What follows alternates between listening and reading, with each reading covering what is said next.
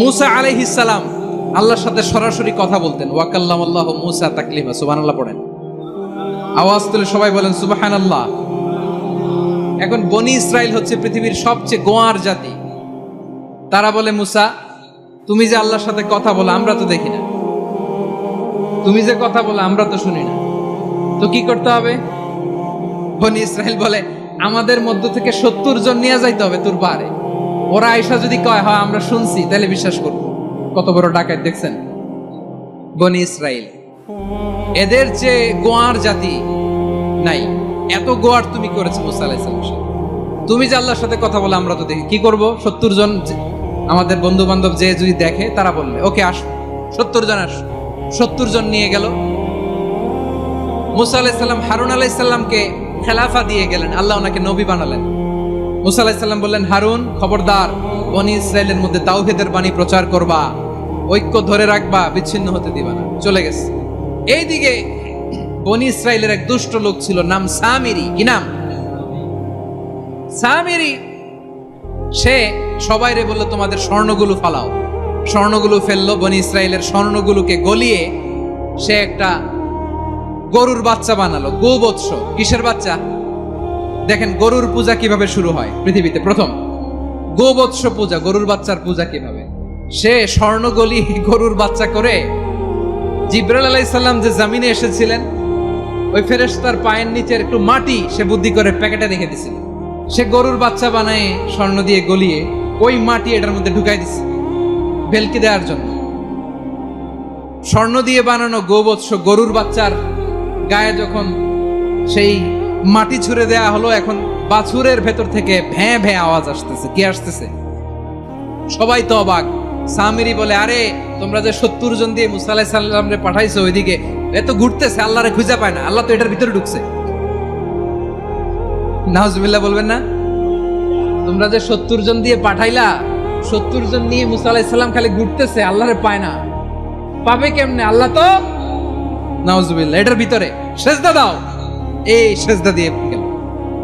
আল্লাহর নবী হারুন আলাইহিস সালাম বললেন, খবরদার, এটা সুস্পষ্ট শিরক। আল্লাহ সব গুনাহ মাফ করে, শিরকের গুনাহ মাফ করে না। খবরদার, তোমরা থামো। কে শোনে কার কথা? এই যে যেমন এখন আপনারা আমার কথা শুনতেছেন না? শুনতেছেন? হারুন আলাইহিস সালাম বললেন, খবরদার, এই শিরকি কাজে তোমরা সংযুক্ত হয়ো না। তোমাদেরকে কি মনে নাই আমার ভাই মুসা আলাইহিস সালাম কি বলছে? আল্লাহ শিরক মাফ করে না। খবরদার, শিরক করো না, আল্লাহরে ভয় করো। হারুন আলাইহিস সালাম তাদেরকে বুঝালেন, শিরক করো না, আল্লাহরে ভয় করো। শুধু এতটুকুই তিনি বুঝালেন, দাওয়াতি কাজ পালন করলেন, কিন্তু প্রতিরোধ করেন নাই, সশস্ত্র সংগ্রামে লিপ্ত হন নাই, বাধা দেন নাই। কারণ গৃহযুদ্ধ বেঁধে যেতে পারে। উনি ভাবলেন, আমি যদি আমার বাহিনী নিয়ে দাওয়াত দেওয়ার সাথে সাথে প্রতিরোধ করি, আক্রমণ করি, ওরাও আমারে আক্রমণ করবে, ব্লাডশিট হবে, রক্তপাত। এমন অবস্থা হবে বনি ইসরাইলের মধ্যে, যেটা হয়তো আমার ভাই মুসাও কন্ট্রোল করতে পারবে না। সুবহানাল্লাহ কইবেন না? এক একজন নবীকে আল্লাহ তাআলা কি ইন্টেলেক্ট দিয়ে পাঠিয়েছেন। তিনি ভাবলেন, আমি দাওয়াতি কাজটাই করি, এটা যে হারাম এটা থেকে শুধু বারণ করি, কিন্তু প্রতিরোধ না করি। আমি যদি ঐক্য ধরে রাখতে পারি, বাকিটা আমার ভাই সামলে নেবে। সুবহানাল্লাহ। হারুন আলাইহিস সালাম প্রতিরোধ করলেন না। বনি ইসরাইলের মধ্যে গৃহযুদ্ধ বেঁধে যাওয়ার আশঙ্কায় প্রতিরোধ করলেন না, আক্রমণ করলেন না, শুধু দাওয়াত দিলেন। ইন দা মিন টাইম মুসা আলাইহিস সালাম আল্লাহর সাথে কথা বলে যখন ফিরে আসলেন, দেখলেন বনি ইসরাইলের অধিকাংশ লোক মুশরিক হয়ে গেছে। মুশরিক হয়ে গেছে। মুসা আলাইহিস সালাম রেগে গেলেন। রেগে প্রথমে বনি ইসরাইলদেরকে অ্যাটাক না করে ভাইয়ের দাড়ি ধরলেন। হারুন আলাইহিস সালামের দাড়ি আর চুল। মেজাজি নবী ছিলেন। হারুন, তুমি কি করলা? তোমারে কি দায়িত্ব দিয়ে গেলাম, তুমি কি করলা? তুমি থাকতে বনি ইসরাইল কেমন করে শিরকের কাজে নিমজ্জিত হয়ে যায়? সাইয়েদনা হারুন আলাইহিস সালাম বললেন, ইন্নী, কোরআন সাক্ষী, কোরআন থেকে কোট করছি, ইন্নী খাশিতু আন তাকুলা ফাররাকতা বাইনা বনি ইসরাঈলা ওয়া লাম তারকুব কওলি। ও আমার ভাই, আমার দাড়ি ধরবেন না, আমার মারবেন না।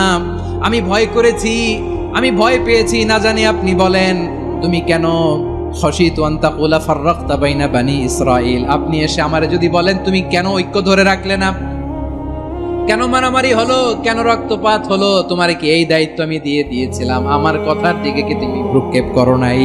আমি যে বলছি তাওহীদের বাণী প্রচার করবা আর ঐক্য ধরে রাখবা, আমার কথা কি শোনো নাই? আপনি আমারে ধমকাবেন, এই জন্য আমি প্রতিরোধ করি নাই, আক্রমণ করি নাই, গৃহযুদ্ধ আটকানোর জন্য, কিন্তু আমি দাওয়াত দিয়েছি। সুবহানাল্লাহ পড়েন। ঐক্য ধরে রেখেছেন। মুসা আলাইহিস সালাম মুহূর্তেই সামিরীকে আক্রমণ করলেন, অ্যাটাক করলেন, শাস্তি দিলেন। মুহূর্তেই ওই গোবৎস গরুর বাছুরকে ভেঙে জুড়ে মেসাকার করে সাগরের মধ্যে ভাসিয়ে দিলেন। পুরো বনি ইসরায়েলকে আবার তাওহীদের উপর প্রতিষ্ঠিত করলেন। পড়েন সুবহানাল্লাহ। এই ঘটনা থেকে শিক্ষা কি? শিক্ষা হচ্ছে আপনি শিরকের আড্ডাখানা দেখলেও বৃহৎ স্বার্থে তাওহীদের দাওয়াত দিবেন, প্রয়োজনে আপনি ঐক্য নষ্ট করবেন না। সুবহানাল্লাহ পড়বেন না? তাহলে ঐক্যের গুরুত্ব বেশি না কম? বলেন, আওয়াজ করে বলেন। ওয়াতাসিমু বিহাবলিল্লাহি জামিআ, আল্লাহর রশিকে আঁকড়ে ধরো। ওয়ালা তাফাররাকু, তোমরা বিচ্ছিন্ন হয়ো না। পেকুয়ার ভাইরা আওয়াজ করে বলেন তো, আদেশটা কার? এখন বলেন, আমাদের ঐক্যবদ্ধ জীবনের দরকার আছে না নাই? এই যে ডক্টর মোহাম্মদ ইউনূস আমাদের লিডার, উনি যে আমাদেরকে জাতীয় ঐক্যের আহ্বান জানিয়েছে, ওনার আহ্বানে আমাদের সাড়া দেওয়ার দরকার আছে না নাই? রাজনীতিবিদদের যে ডাকছে, খুশি লাগে নাই আপনার? আলেমদের ডাকছে, খুশি লাগে নাই? আলহামদুলিল্লাহ বলবেন না? আলহামদুলিল্লাহ। সবাইকে ডেকেছে, ঐক্যবদ্ধ করেছে। আমরা ঐক্যবদ্ধ থাকতে চাই, আমরা ঐক্যবদ্ধ জীবন চাই, আমরা আর কাদা ছড়াছড়ি করতে চাই না। রাজি আছেন সবাই?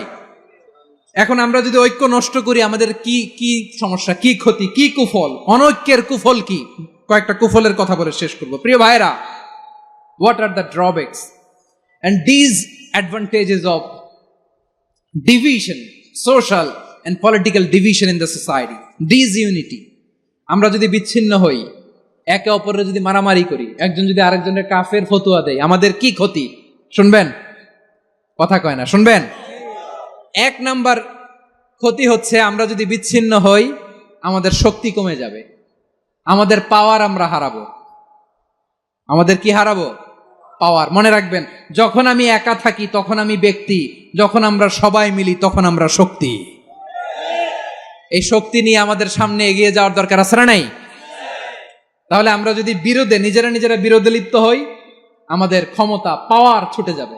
আমরা এই পাওয়ার হারাতে চাই না, ঠিক কিনা বলেন? রব্বুল আলামিন ঠিক তাই বললেন।